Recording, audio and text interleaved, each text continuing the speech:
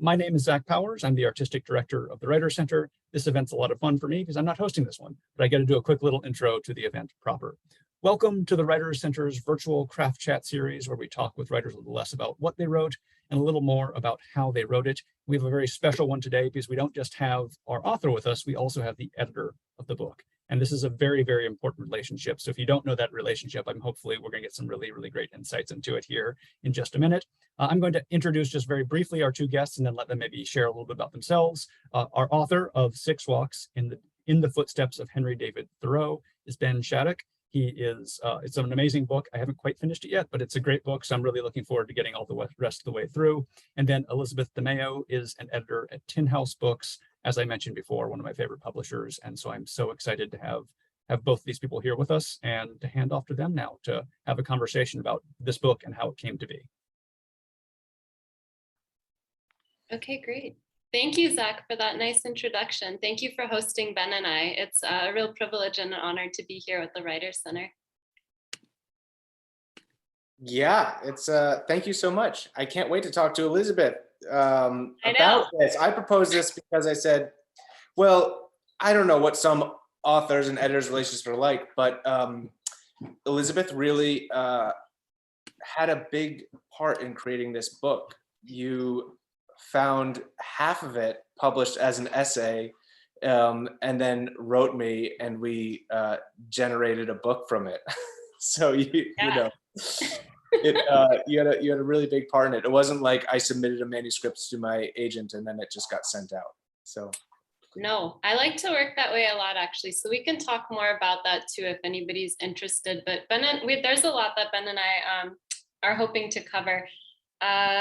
Maybe I know they wanted us to just do a brief introduction of ourselves. Maybe do you want to say a few things, Ben, and then I'll go, and then we can just hop right to readings and some questions. Sure. Yeah. I mean, how do I introduce myself? I mean, in my town, I'm known as the general store owner. I own a general store, oldest in America, built in 1793. I went to the Iowa Writers Workshop. I mostly write fiction. This just by, I don't know how it happened, but this is the first book across the finish line and might be the only book of nonfiction I will ever write. Not because it was a hard process or a difficult process, but because, as maybe we'll talk about, it was like I had this experience and I had a bunch of notes and I swept them together and created a book from it. I didn't have, I don't think I would make this a specific proposal. Anyway,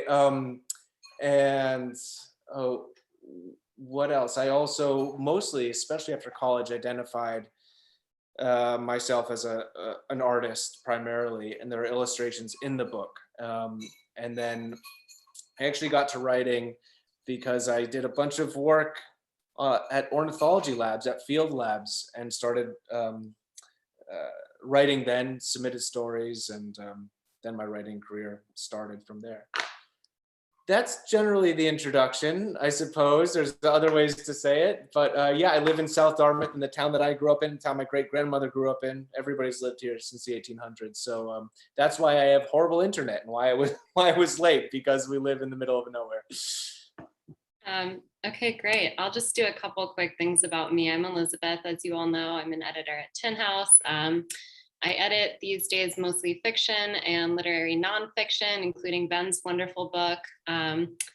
Let's see, I'm originally from New England, which is one of the reasons I was really drawn to this project. I've been to Ben's store. It's amazing. I highly recommend. Yeah, I also have an MFA. Mine is in fiction. I dabble in nonfiction as well. And maybe Ben and I will get into that a little bit. Let's see, maybe one more fun fact. I'm learning to knit. My knit's okay. I'm still working on purling. If anyone out there is an expert, I'll take tips. All right, so with that, Ben, do you wanna maybe just kick it off and start with a passage, and then I'll do a question and we can chat, and then we'll just kind of go that way for a bit?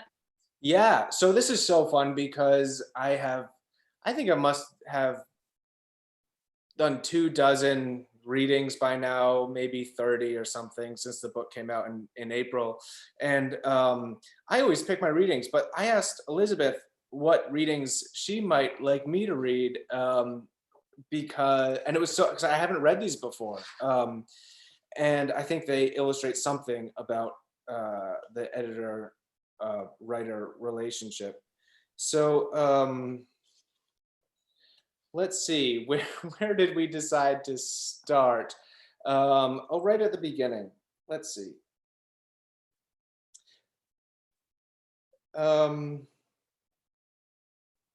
Yeah, page 7 and 8. I also, can I say this as an introduction, not necessarily to myself, but to Henry David Thoreau?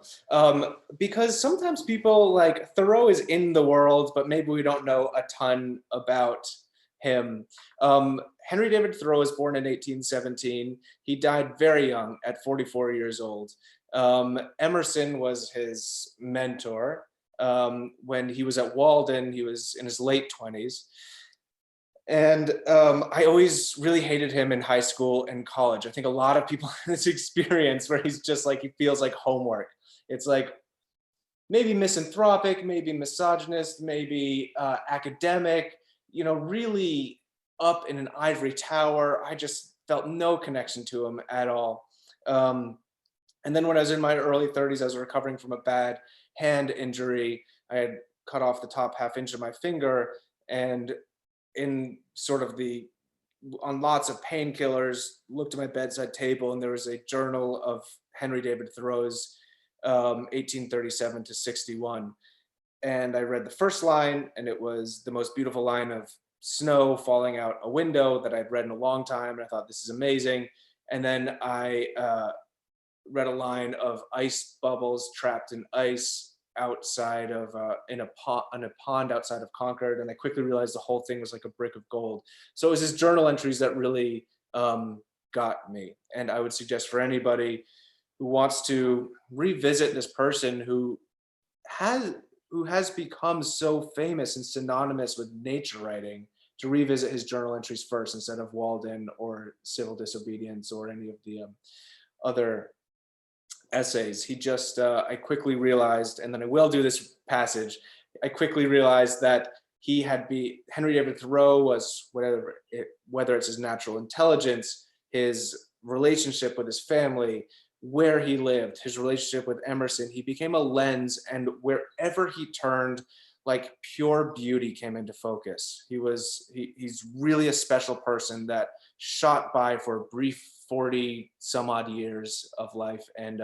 we really should be celebrating him all the time.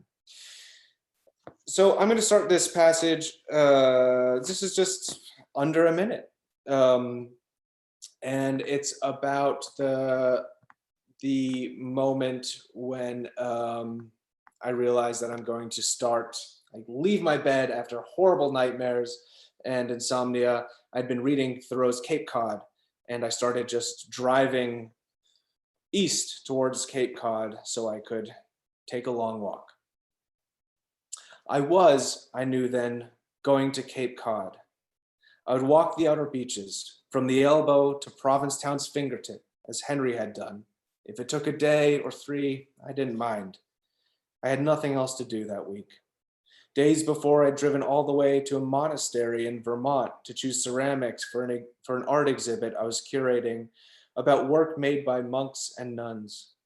And on the way back, I'd stopped by my old high school for a reception of a recent painting show, a show on which I'd worked too hard and included too many paintings because probably of adolescence's anxious cinders still warm in me decades later. I didn't feel like painting anything anymore for a very long time. Before I walked out the door that morning, I also put a notebook in my backpack, not because I ever journaled or ever really made sketches, but because Henry had, and I wanted to try someone else's habits for a few days. During the hour drive from my home to the Cape, I fantasized that I'd replicate the peace and higher perspective Henry had documented in that seam of land and sea. The seashore is a sort of neutral ground, Thoreau had written. a most advantageous point from which to contemplate this world.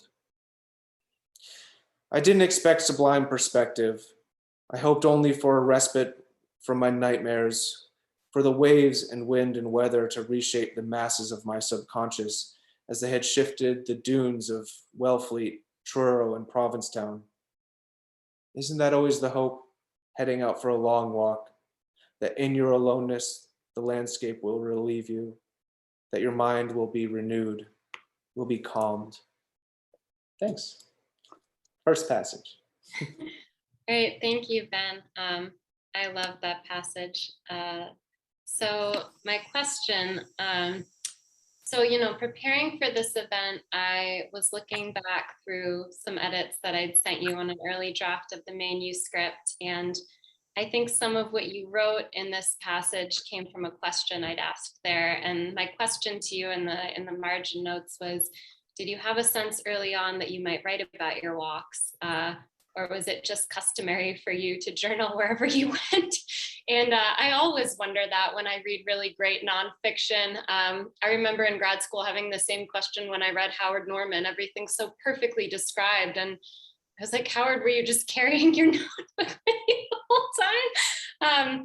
But the reason too that I ask this is in my own work, this is something I always struggle with. I said this to you in our notes. I remember working on an essay during my MFA. It was about the Newport mansions in Rhode Island, if anybody's been out there. I was at one of the mansions and I was walking all around and I was in the backyard and it's beautiful. It looks out over the ocean and I was looking at the trees and I realized the trees there are really neatly labeled. They tell you like the type of tree and a little bit about it and the year and stuff. And my first sense was, oh my God, this is amazing. I have these labels, so I just know and I can put them in my essay. And that's how convenient. They've labeled the trees for me. And then my second sense was, who am I that I'm not even experiencing trees as trees, but I'm experiencing them as like essay details. And that's what excites me. And I was really kind of disgusted by that impulse in myself. So I'm always reflecting on that, sort of the act of being in the moment versus taking notes about the moment. And so much of this book is, taking notes about your observances in the natural world. So I wanted to pose that kind of question to you, Ben, how you experience those kinds of feelings being in the moment versus writing about them, how you negotiated them throughout the process of the book. And I wondered too, whether it was sort of dynamic and there was a change, because I know, as you say in this initial section, you weren't intending to write about the walks. You just kind of happened to grab a notebook on the way out the door. But by the end of the book, you were very conscious that you're going to be writing about the walking that you were doing. So I'd love to kind of hear if there was a shift there too. Well, first of all, this is why it's a match made in heaven between you and I, because you're the only other person who would mention Howard Norman in a question. He's one of my favorite writers. That, like, oh my God, The Bird Artist is one of the most beautiful books. Yes. And it just never comes up in, I don't know why. I mean, he's a celebrated, beloved author, but Howard Norman is like, I could read anything. His memoir. I Hate to Leave This Beautiful Place was like a guiding star for me in MFA. Yeah. I mean, I think I gifted it to like everyone after. Yeah. If anybody leaves this, Zoom with anything, it's like write down Howard Norman's name and read everything he's written. Yeah. But okay. That said, I think it's hard to turn off whatever switch that is when you're a writer to stop observing and stop trying to understand what it might mean connected to the relationships or landscape around you. I mean, I remember very clearly in terms of fiction, I remember a teacher of mine at Iowa saying how he felt this like very acute embarrassment when he was told that his father had cancer, and he was immediately trying to remember how he felt so he could record grief for other characters. And that was like really embarrassing, that sort of self-awareness. Yeah. And I totally relate to that it's like, you just can't turn it off once it's turned on. Some people are better at it than others, for sure. Some people have to take notes, some people don't. I feel very embarrassed keeping a journal, and so I never did, and I don't now, because it just is like, today was sunny, I woke up. I mean, I just like can't. I don't either, for that reason. Keep a journal. But Thoreau was so good at keeping a journal, partly because the nature that he's describing was really linked to a divinity that the transcendentalists were trying to plumb from experiences in nature. So his writing, his full sentences, his beautiful metaphors, his creative prose was all linked into, like, if I describe this better, it's almost scientific. If I see this better, if I describe it better, if I add language to it, I'm going to understand something about the meaning of the universe. And that's not what nature writing is now. But it's fun to read from somebody who fully believes in the afterlife, who fully believes in divinity, sort of hidden in the way an oak tree moves in the wind, or the way the sound of a frog in spring. I mean, it's a doorway to something much larger than himself. When I was doing these walks, I did take a little journal, and I would write down, I mean, especially for those passages where I was interacting with people and I didn't want to misquote them, I would, drum up whatever memory, whatever I could, and like remember, and also like within minutes write down what they said. So I was not misquoting them. But in terms of what we, that great example you used of labeling and trying to experience something in the moment. I mean, Thoreau has this great quote that something along the lines of, I can describe an experience better if I write it down the next day or in the future. Much like a landscape, if you turn upside down, you can sort of see the features of it better, which I love, imagining Henry David Thoreau standing on his head. And I think that's really true, that like some distance allows you to describe an experience better. The thing about Thoreau was he's really special in the way that he noticed details of a landscape that directly related or had some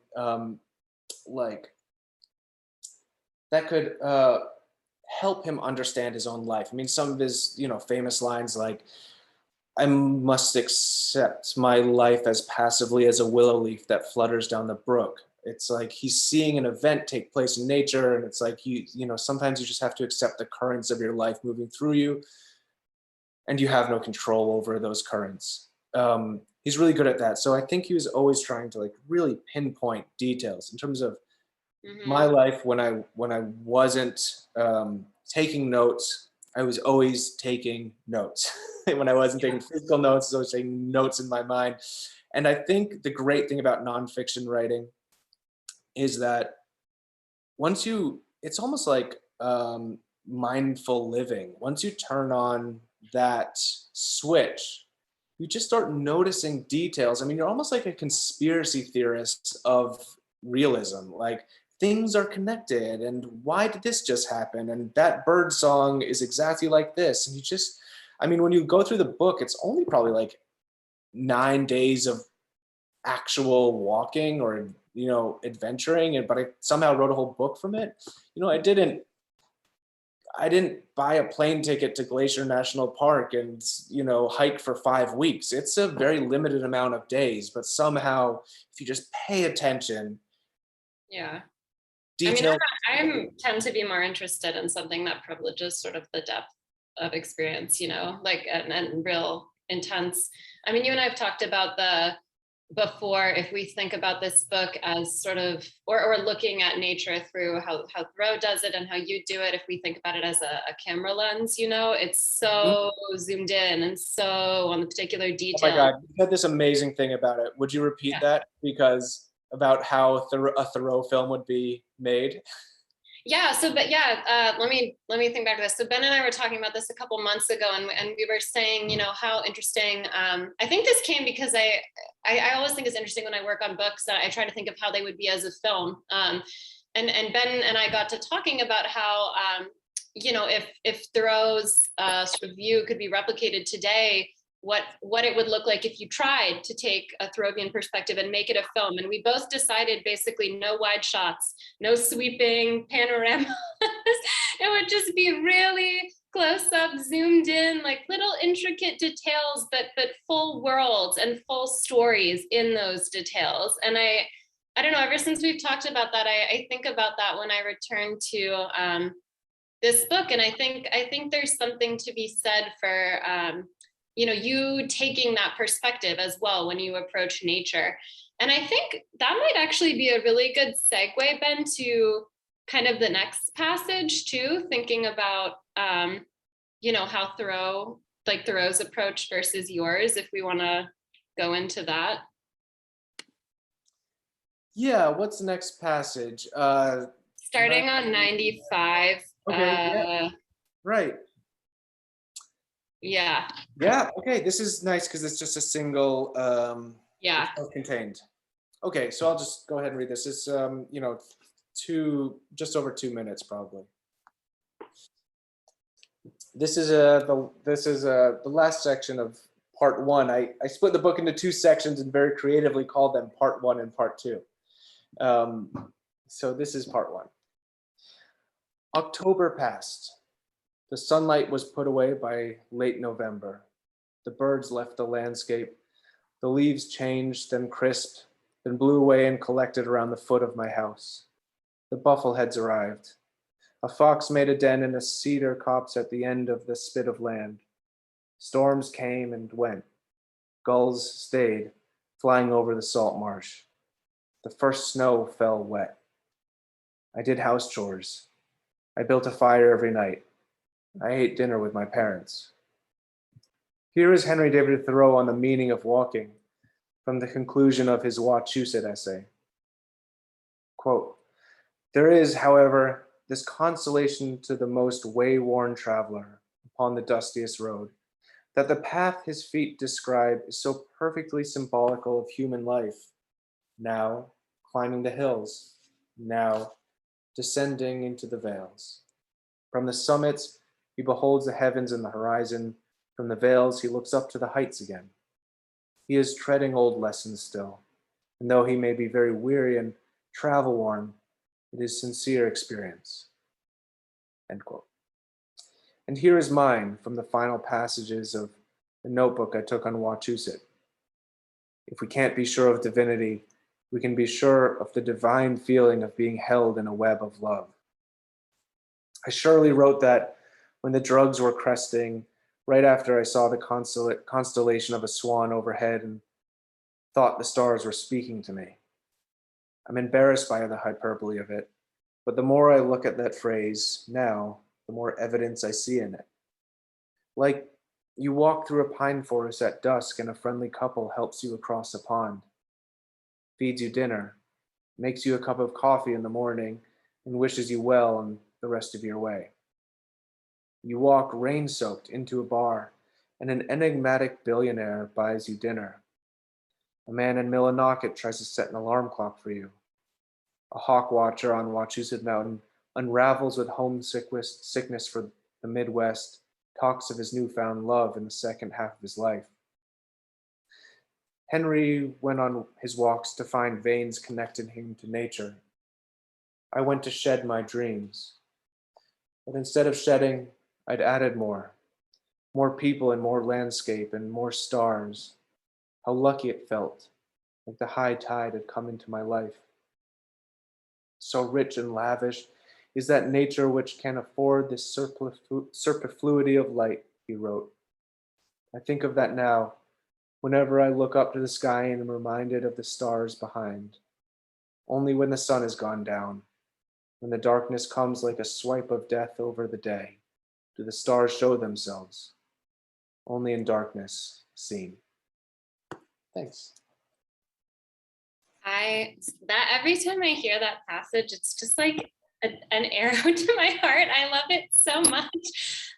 So one reason I wanted Ben to read that is, like he said before, so the way we created this book is originally the first 3 walks in here existed independently, published in the Common, and you could read them online. And I had just been clicking around and happened to read them, and that passage was the original stopping point. It was the end point of that first piece, and it was one of the things that just made me fall in love. I remember reading it, and that, I don't know why, but those closing words, "only in darkness seen," just stayed with me, and I thought about them and I heard them in my head, and it hit all the notes that I look for when I read prose, fiction, nonfiction, whatever. It's just elegant and beautiful and sophisticated. And, I think right away I was like,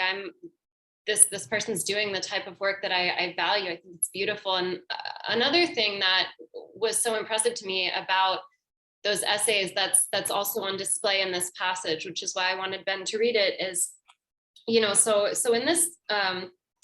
in this work, there's not just Ben's voice in the room. We also have Henry David Thoreau, who is not just like another writer, but a luminary, like a giant. And I was so impressed just reading what Ben had done, that he was holding his own. Like, they were in the ring together, and I wanted to hear Thoreau and I wanted to hear Ben. And I was like, wow, that guy's a talent to make me want to hear him too. And so that's the question I wanted to ask Ben about this passage, is just how, I guess, like, how did you feel having Thoreau's voice alongside yours? I think if this were me, I would have been really nervous and intimidated, but obviously you grappled with it in a beautiful way, and it totally worked. And then I'm also curious, sort of, how you negotiated that as you worked through the book. Did you find there were ways, consciously or not, that Thoreau's prose was influencing you? Did you make deliberate moves to be like or not like the way he phrases things? And then, possibly have you found that some of that influence has even echoed beyond this book in your fiction, for instance? I think part of the answer to that question is the wonderful thing about writing a book in the shadow of such a great writer as Henry David Thoreau. And again, it took me a while to believe that. People just told me that. And then it took me a while reading through all his journals, and then I went to his essays and everything, and really, this is a very special person. Yeah. Is that, like, nothing I write will be better than what he writes. And it's like, the pressure's kind of off. Like, so wonderful. He's done it, he's done it. No one will ever describe what the sun looks like on an oak tree better than Thoreau. I mean, Annie Dillard would be right up there, but it's like, you just can, you can, like, whatever, I'll just, whatever, you want to do justice to the subject matter. And the great thing about Thoreau is he's not writing about a distant, religious, political, artistic movement. His subject matter is right outside all of our windows, so we can connect to what he's connected to at all times. And so there's sort of a challenge in that. But like, I was doing an event, when is this? A couple weeks ago, maybe a month ago, at the Nantucket Book Festival with Nathaniel Philbrick. And sometimes I like to do what I used to do, and just go to the journal entry, Thoreau's journal entry of the day that I'm doing a reading. And that day was just a random June day, and I opened the book to his, June 1854, June whatever, 20th, 1854, it's a random passage. And it was, the passage started, "The sound of the crickets in the morning is the sound of the earth still dreaming." And it was like, oh my God, like, that's just the first line he wrote on a random day that was not public, that he didn't mean to even publish. And it's like, here is some, I mean, even his famous lines, like the bluebird carries a sky on its back. You know, it's like, what the heck? I mean, you could just go on and find these just like nuggets of gold everywhere, scattered throughout. So in some way, yeah, the pressure is off. It's also hard to not be affected by the beauty of that writing and want to, and have it rub off a little bit. I mean, there was a line that I wrote right at the end. And, you know, Elizabeth, you and I never talked about this, but there are some lines that I'm sure any writer, and I'm sure there's a lot of writers out there on this event, where it's like you feel like you're not writing, but you're just sort of like transcribing something that's channeling. Yeah, yeah. totally. Yeah. And at the end of the book, there's this line that I wrote after describing phosphorescence, bioluminescence, plankton caught in grass, and it was, I think it described it as like a marble that like a fiery marble caught in the grass. And I was trying to describe how nature, how wouldn't notice that when I was so sort of like depressed and when I was in the real depths of my whatever emotional well-being. And I wrote, nature does not need a revelation of itself to be itself, I think. I remember, yeah, I know what I know where you're talking And about. I was like, that is such a Thoreauvian line. Nature like doesn't need you. Like nothing, the clouds to be beautiful, every sunset doesn't need you to feel good. You know, like an apple tree, and you know, a snow bent limb of an apple tree in winter doesn't need you to have a good day to be very beautiful in itself. So yeah, I would have never written that if I wasn't engaged, I guess is what I would say. Maybe not the prose itself, but engaging in the activities that Thoreau engaged in, looking at nature closely, trying to describe it. It's kind of like all roads lead to Rome. Eventually you start thinking and making the same like pivots in your prose that somebody might have had, like Thoreau. In terms of fiction writing, I can't see a direct line. This is like a very, you know, this is like a black box of Thoreau in my experience in the nonfiction. Yeah, but I think that's it. Like, if you know, who knows if you like somehow found yourself able to replicate, you know, a Russian nobleman's life, maybe you would start making Tolstoy, you know, Tolstoy-like observations, you know. So yeah. Okay, I'm trying to be mindful of time here. Well, I guess we can go quick. There was one other passage that Ben and I were hoping to kind of read and talk about.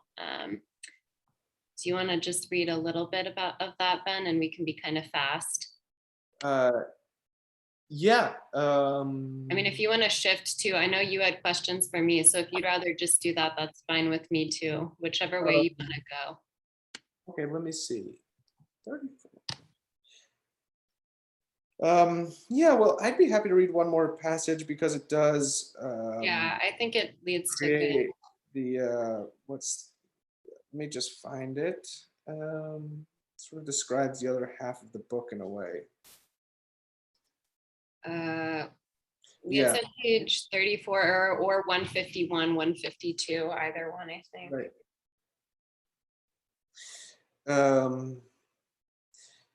Yeah. So this is when I arrive in Provincetown, and it's at the end of the first walk. It's night, and yeah. Downtown, music thumped from the bars. Oh wait, let me start a little earlier. The street lights reflected in the puddles as I walked into Provincetown. Downtown, music thumped from a bar's open door. I shuffled towards it. A man at the door waved me in. I hid my walking stick and, with my backpack still on, moved through the dark hallway toward the music, right onto the dance floor, into a swaying crowd. Over my head, lasers pulsed in a cloud bank of fog made by fog machines, red, blue, and green. The ceiling was black. Something like the sound of a tornado warning overtook the music, followed by halting, then tattooing drums, bodies pressed against each other, spreading warmth. It felt as though I had left Wellfleet weeks ago, though it had been just the morning. I'm not sure Henry would have liked all the noise in Provincetown, the cars, the crowds, the music in the streets. This is a man who wrote the line, "Why was there never a poem on the cricket?" But surrounded by the music and all the swaying bodies, I wonder if there is some part of him that would have liked to have been out on the dance floor then, fluttering his hands up and into the red lasers overhead, happy to have ended his journey at one big party. And with that this book comes, this real 2-for-1 deal, is a drawing of the Provincetown street with a light on it. And then there are drawings all throughout the book. Here is a drawing I made of Walden Cabin. And I think, Elizabeth, you wanted to ask about, here's clouds over a marsh. You wanted to ask about that. Just going back through the edits, as I was doing to prepare for this, a lot of them were just me suggesting to you, like, put a drawing here. I would love to see this drawing, Ben. And, I love doing that as an editor. I've had the chance to do it on other projects as well, but I always feel when I do that it's so easy for me to say, well, just draw this. And you're the one who has to do it. So I wanted to know how that felt, but also more of a craft question. Is how does it feel to you to work in both mediums? And one thing I know that I think a lot about when you're working with an author who's doing prose and illustration writing and drawing is avoiding redundancy between text and image. I think the first impulse is just, oh, you said this interesting thing, now draw a picture of that thing. But I think the sort of deeper and preferable way is to really be sure they actually don't repeat and they each tell something individual, and then together there's something unique that's created. So I wanted to kind of hear what you felt about that, what you think they each offer, and maybe a little bit too on how your process is different when you're recording notes for prose versus an image. And do you know right away, like, I want to capture this in an image, or I want to capture this in prose? Yeah, I mean, I like, yeah, I run to my painting studio and I drag my feet to my writing desk. Anybody who practices both knows that, like, there's some real joy in drawing and painting, and there's something that is just always so hard about writing or starting writing. I don't know, it feels like middle school all the time, my entire life. I'm 38 and I still feel like I have to start an essay for Mrs. Heisey's class when I write. I mean, like, it doesn't make any sense. I don't understand it. And it still feels like when you know that you have art class in 6th grade, you're so excited. That feeling remains. So there's like the process and how it all feels. I mean, I think for anybody, I would be so interested to hear from people who practice novel writing or prose writing and art. Because here's the thing, like, how exactly want to phrase this? So I just mentioned Tolstoy. There are novels from the 19th century that still feel really present and feel like we can connect to emotions that we have.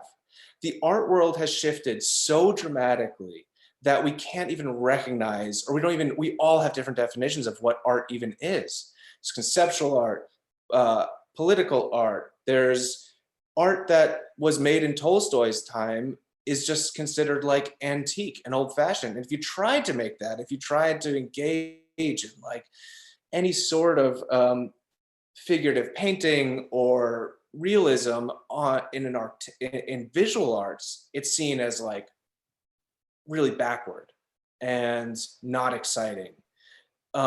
which is something, I mean, my dad's a landscape painter. So when I was going to graduate school for writing, it felt like a huge breath of relief because I love representational art. I love looking at Rembrandt paintings and Van Gogh and Singer Sargent and, you know, Cassatt. And I think it's wonderful. Like, I have often found a lot of difficulty connecting to the contemporary art world because it feels like it takes a mindful leap that I don't have to take when I'm like hit in the gut with a really beautiful painting from the late 1800s. So in art, when I was in art and architecture school, it was like a constant struggle to try to defend a entire genre of art, which is what I am doing in here, which is representational art. In the writing world, it's just like, you don't have to defend it. Everybody is on board with what a novel is, with what prose is, what nonfiction is. So there's a real dissonance and it's a disconnect. And like, this might all seem together and fluid in one book, but what I'm doing is in like two very different traditions in the contemporary sense. You know, it's, I mean, I could go on and on about what I think about painting and the art world and how the public is constantly distanced and how the writing world is, it feels to me, and why I love the writing world is it's like it's trying to bring you closer and trying to create some warmth within communities, where the art world continuously, to me, feels like it's trying to create distance within, you know, a public and a very tight circle of collectors or whomever. So yeah, I loved making the drawings, and you're right, it was always hard to figure out what to draw. But I just like taking a walk, and think the thing, if you're going to do representational work at all, what you have to do is get out of the way. You have to get out of the way of reality. If something is, you know, if something strikes you, if something's visually striking in an abstract way, in an abstract emotional way, if something, you see something like I don't know, think of an Andrew Wyeth painting, like a curtain that's just moving in a breeze on a Maine coast, and it like makes you feel a weird nostalgia, then you just have to sort of go for it, and you have to not overthink it.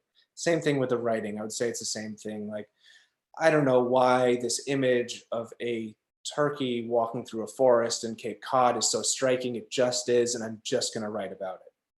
Yeah, so there is sort of like a get out of your own way thing in both nature writing and representational drawing and painting. Yeah, and now I just want to hear, I want to do a whole other Zoom where you just talk about painting and thoughts on that. We haven't even had a conversation about that, but I'm so interested. Okay, well, I mean, that sort of concludes the readings we were hoping to do. Yeah, I would ask you a question, Elizabeth, and yeah. that is because I experienced what is basically my fantasy as a 20-something-year-old writer, of like an editor writing me and saying, do you want to write a book that's not even written? How do you go about and find and trust your instinct for good work that isn't complete? Yeah, that's a great question.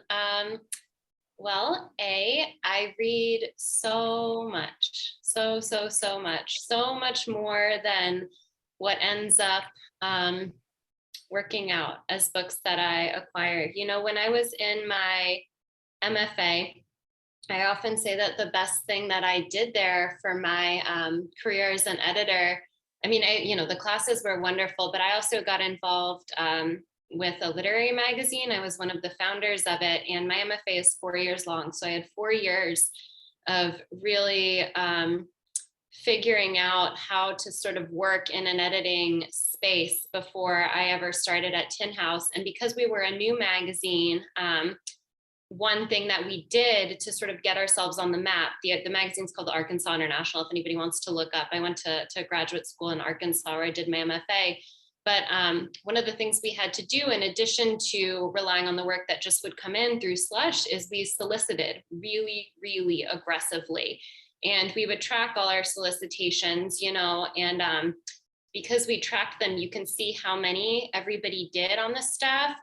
And I was like way high in how many people I would reach out to. And it started from anxiety. I was like, I want to have great content in the magazine and wonderful writers, and I want to be really proud of the work that we're doing.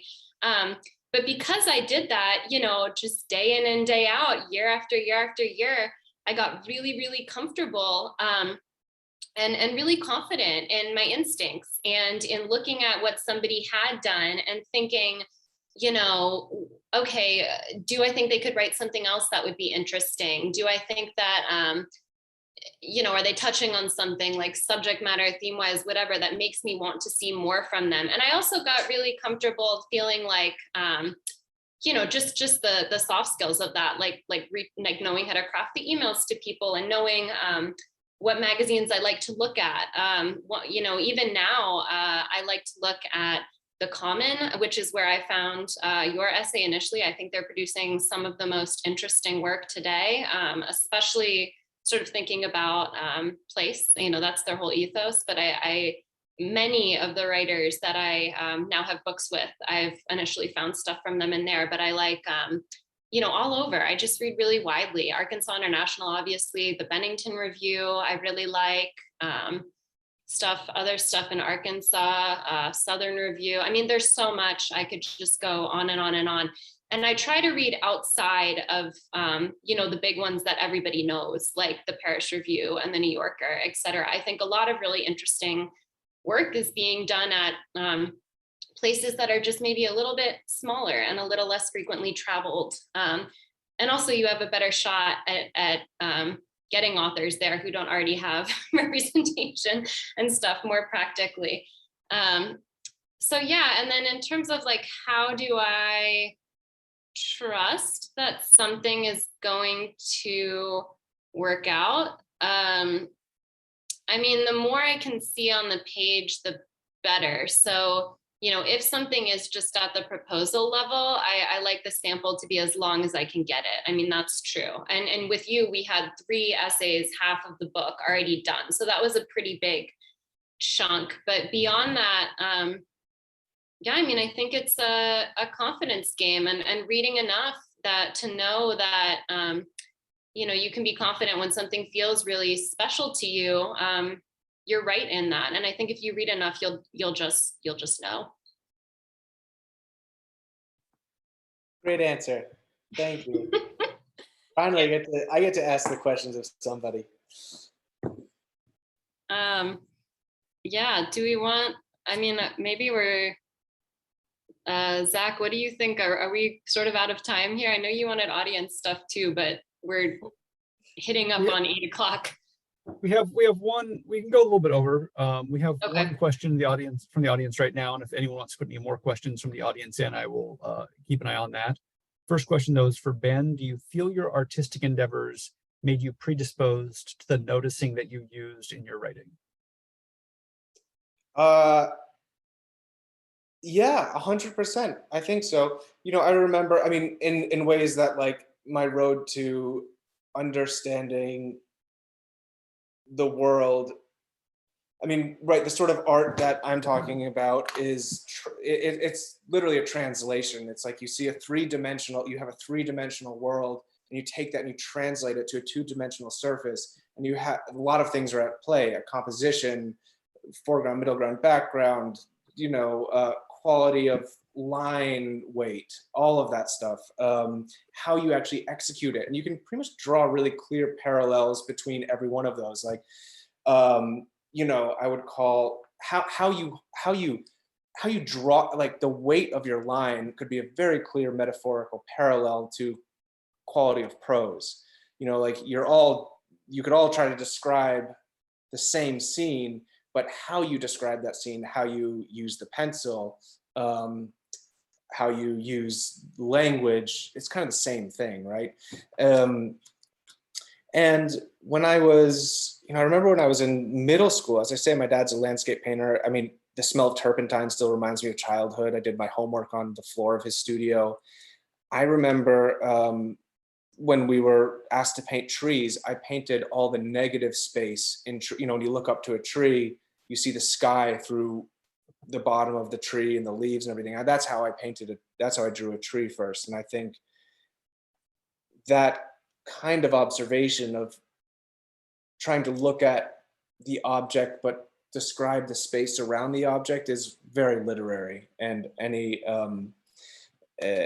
in the arts, I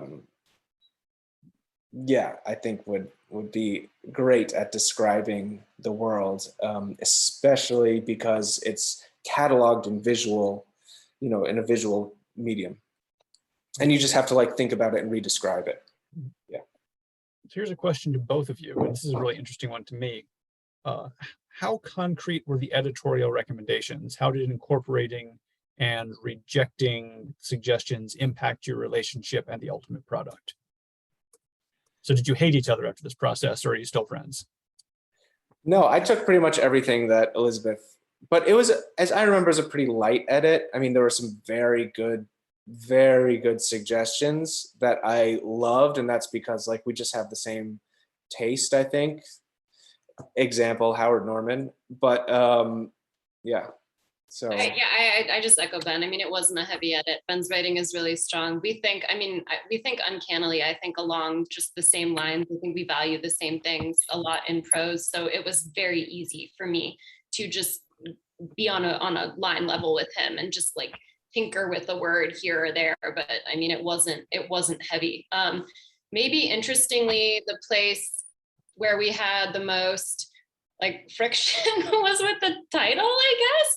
Although I don't think it was tense between us, but we tossed around a lot of things for a long time about the title. There were many lists and many thoughts, and then we sort of like circled back to the original idea, and we're like, oh, okay, it's Six Walks.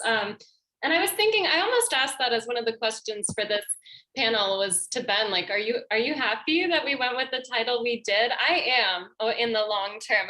But I am also happy we went through so many suggestions. I feel like it was a case where we had to do that to really feel confident that like the simplest choice was the right one. Now I feel like it's elegant in its simplicity and the way that the prose is, and it sort of gets out of the way and lets like the book do the work. But I'm curious how you feel about that. I love it also because again, it's like, I mean, it's sort of the example I use about Andrew Wyeth and just like get out of your own way of like creating meaning. Like there is meaning in the world. Sometimes the writer's job is to just put it down. Yeah. That there's a lot of titles out there, great books, but titles that I cannot remember because they're like long poetic sentences. It's like, I just let the poetry be in the book, not the title. Yeah. Yeah, well, and so actually, I will say a little editorial note there, not really with Ben, but with a lot of authors, like I would love to do a poll of every author I've worked with and say, how would you define the term poetic? Or like, what would you say is poetic prose to you? Because a lot of the times I see that conflated with prose that's like flowery, for lack of a better term, but I often end up saying, to me, poetic writing is actually about like economy of language a lot of the time and simplicity and getting out of the way. But that's a whole other sort of craft that I would love to have. We'll have you both back for that entire conversation about what poetic means when it comes to prose. And we're probably get a lot of hate mail after that one because no one's going to agree on exactly what it means. There's a couple more questions in the chat that we'll wrap up with. Ben, had you read Henry Beston's Outermost House, Cape Cod, when you wrote yours?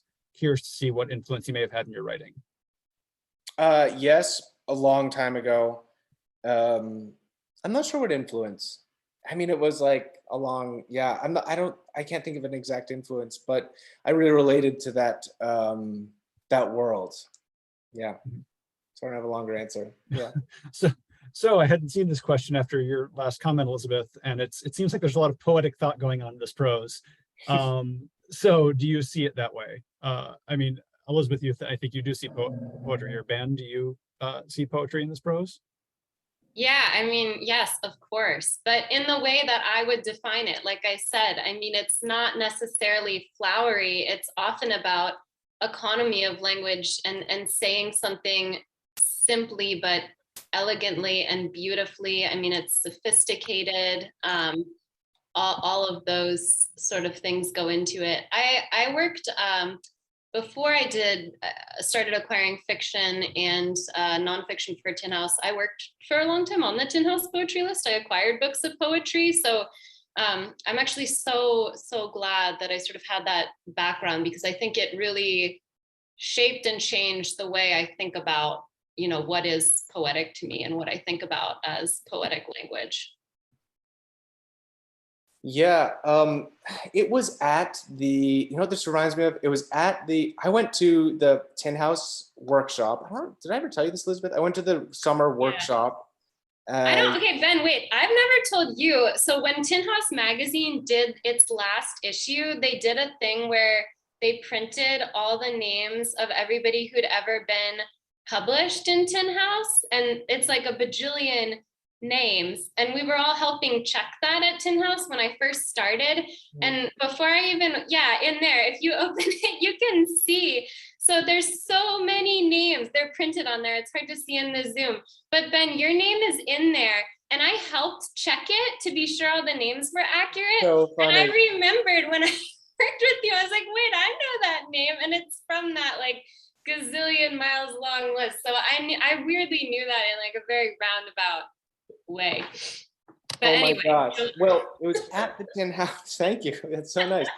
It was at the Tin House summer workshop, and the brilliant poet Dedee Powell was giving a talk about the word trim, and how that word can mean both like a lot of extra, fluff around the side. And it also, as we all know, means like cutting down something. And that is, maybe you're exactly right. I find when I was writing this book, it was really like, at what moments do you expect there to be a lot of flowery writing? And so I'd want to consciously cut that down and let somebody's imagine. I mean, you don't need to describe a sunset for a paragraph. Everybody knows how beautiful it is. And then where it's maybe like stonier or, like harder, you might want to, like I think I described it, the skin of a bullfrog under a night sky in Maine. It's like, that is such a sensory image, but it's maybe overlooked sometimes. So then the trim would go on the other side. It's like, let's add more to this. Yeah. So I guess poetry and being very conscious of word choices and when to pull back and when to go forward. With more language. That makes sense to me. Yeah. I love that. I love Dedee Powell. I've also hung out with Dedee. Oh, there was a talk. I actually sat at like a table with him at Tin House workshop one time. So absolutely just bursting with kindness and wisdom. Pure gold. So, we'll end this event with a plug for Dedee Powell, but a main plug is to make sure that please, if you're able to get a copy of the book. 6 Walks is well worth your time. And now that you think you maybe have some new insights into what's going on in terms of how this book came to be, and hopefully you'll enjoy it on another level as well. So Ben, Elizabeth, thank you so much for bringing this event to the Writers Center. And we hope we'll see you again in the future, and good luck going forward. Thank you so much. So fun. Yeah, thank you for having us. It was awesome. Thank you, everyone. You've been a great audience. Great questions. Yeah. Thanks, Zach. Bye. Thank you.